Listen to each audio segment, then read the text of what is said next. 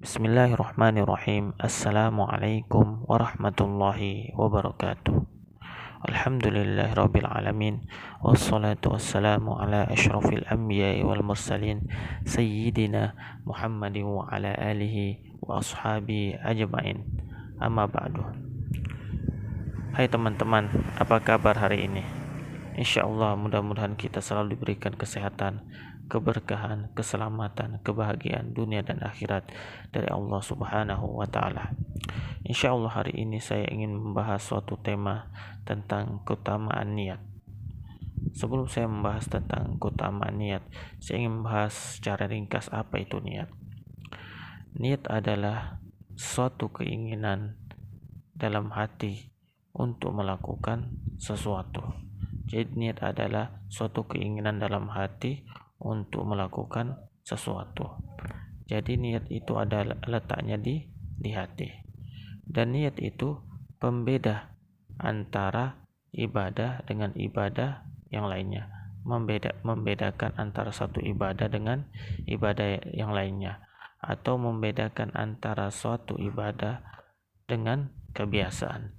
Jadi perbedaannya itu letaknya di niat.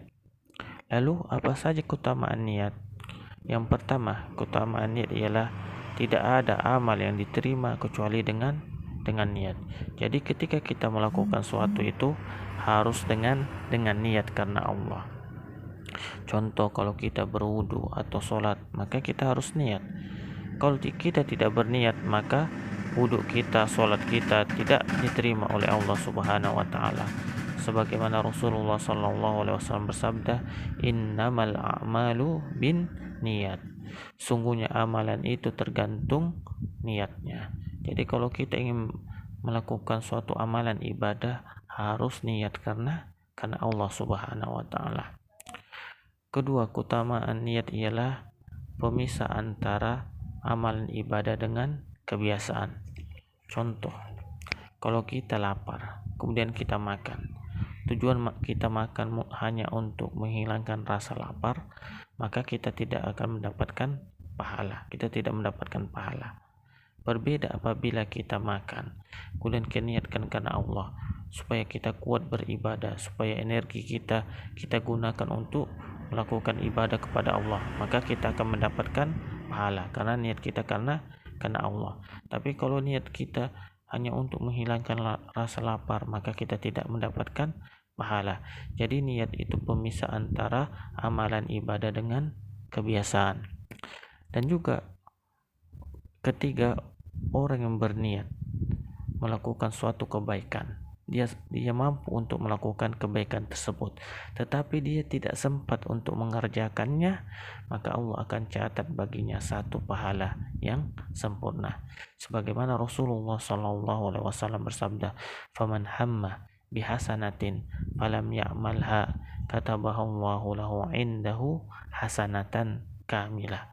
Yang artinya, barang siapa yang bertekad atau berniat melakukan suatu kebaikan, lantas kebaikan itu tidak sempat ia kerjakan, maka Allah akan catat baginya satu pahala yang sempurna. Jadi walaupun kita hanya cuma niat, kita tidak sempat untuk mengerjakannya, Allah tetap memberikan kita pahala, satu pahala yang sempurna. Ini karena kalau kita berniat. Tetapi kata Rasulullah, apabila kita berniat, kemudian apa yang kita niat itu kita kerjakan, contoh kita melakukan niat kebaikan, kemudian kebaikan itu kita kerjakan, maka Allah akan catat bagi kita 10 kebaikan hingga 700 kali lipat sampai lipatan yang lebih banyak. Sebagaimana Rasulullah sallallahu alaihi wasallam bersabda, "Fa in huwa hamma biha fa'amilaha katabahallahu lahu indahu asyra hasanatin ila 700 dhi'fin ila adhafin katsira." Dan apabila ia bertekad atau berniat melakukan suatu kebaikan, lantas kebaikan itu ia kerjakan, maka Allah akan catat baginya 10 kebaikan hingga 700 kali lipat sampai lipatan yang lebih banyak. Jadi tergantung keikhlasan kita.